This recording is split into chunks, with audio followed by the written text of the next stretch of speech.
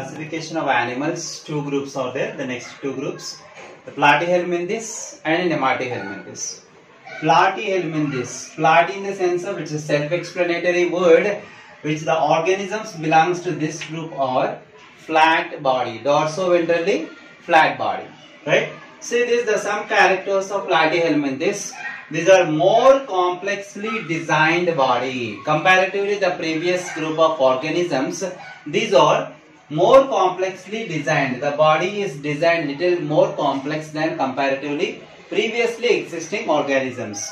Later, these organisms are bilaterally symmetrical. Bilaterally symmetrical in the sense of when you take any these organisms, both sides, left side and right side body parts are having the equal number of body parts. This is called bilaterally symmetrical. Later, it's a triploblastic. Triploblastic in the sense of these organisms are made up of three membranes or three layers. In other words, these organisms are covered by or made up of three membranes, right?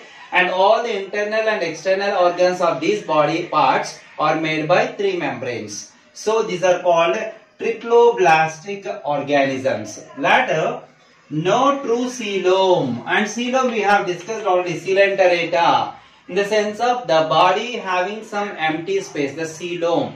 The space between the ventral body wall and dorsal body wall is called coelom. In these organisms there is no true coelom. It's not a true coelom, right?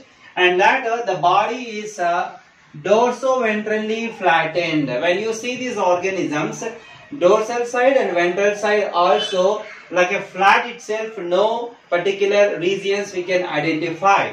Later, it's either free living or parasitic. Organisms belongs to the Platyhelminthes. Some organisms are free living and some organisms are parasitic in the sense of they are living in the other organisms like a host itself. Later, examples of these Platyhelminthes organisms are Planaria. Planaria is a organism example for free living, and liver fluke is example for parasitic organisms, right? Coming to the next group of organisms in the animal kingdom, Nematoda.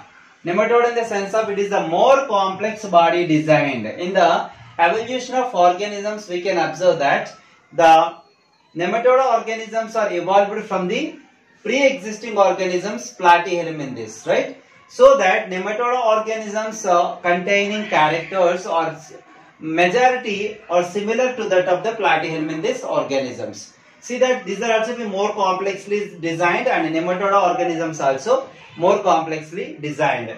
See this one, Platyhelminthes organisms are bilaterally symmetrical. These are also bilaterally symmetrical.